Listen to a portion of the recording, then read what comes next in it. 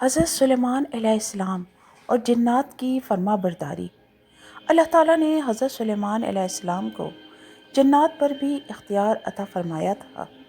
وہ ان سے محنت اور مشقت کے کام لیتے، سمندروں سے موتی اور خزانے نکلواتے، شاندار عمارتیں بنواتے اور انہیں قابو میں رکھتے تھے۔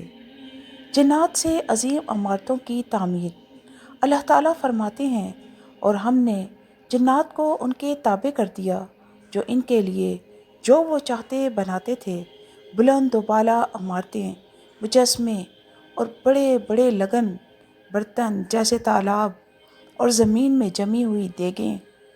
یہ جنات حضرت سلیمان علیہ السلام کے حکم کے بغیر کچھ بھی کرنے کی طاقت نہیں رکھتے تھے، اور اگر کوئی نافرمانی کرتا تو سخت عذاب میں گرفتار ہو جاتا۔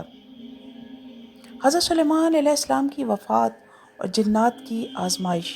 حضرت سلیمان علیہ السلام کی وفات بھی ایک حیرت انگیز واقعہ ہے جو جنات کے لیے ایک آزمائش بن گیا۔ وفات کا حیران کن واقعہ۔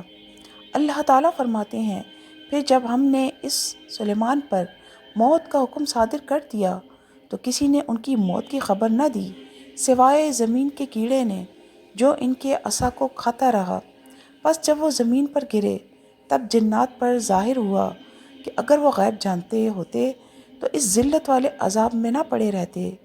یہ واقعہ کچھ اس طرح پیش آیا کہ حضرت سلیمان علیہ السلام ایک دن اپنے محل میں کھڑے ہو کر جنات کی نگرانی کر رہے تھے۔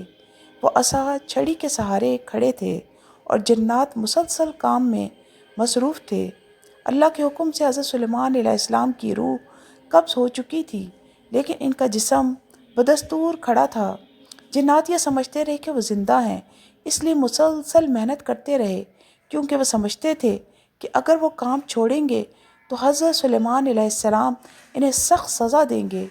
کئی دنوں بعد ایک دیمک نے حضرت سلیمان علیہ السلام کے عصا کو کھا ڈالا، اور جب وہ زمین پر گرے تب جنات کو معلوم ہوا کہ وہ طویل عرصے سے وفات پا چکے ہیں۔ اس سے یہ حقیقت بھی واضح ہو گئی کہ جنات غیب کا علم نہیں رکھتے، ورنہ وہ پہلے ہی جان لیتے کہ حضرت سلیمان علیہ السلام دنیا میں نہیں رہے۔ یہ واقعہ نہ صرف حضرت سلیمان علیہ السلام کے غیر معمولی اختیارات کو ظاہر کرتا ہے، بلکہ اللہ کی حکمت کو بھی واضح کرتا ہے کہ صرف اللہ ہی غیب کا علم رکھتا ہے، اور کوئی مخلوق چاہے کتنی بھی طاقتور ہو، وہ اللہ کے فیصلوں سے بے خبر رہتی ہے۔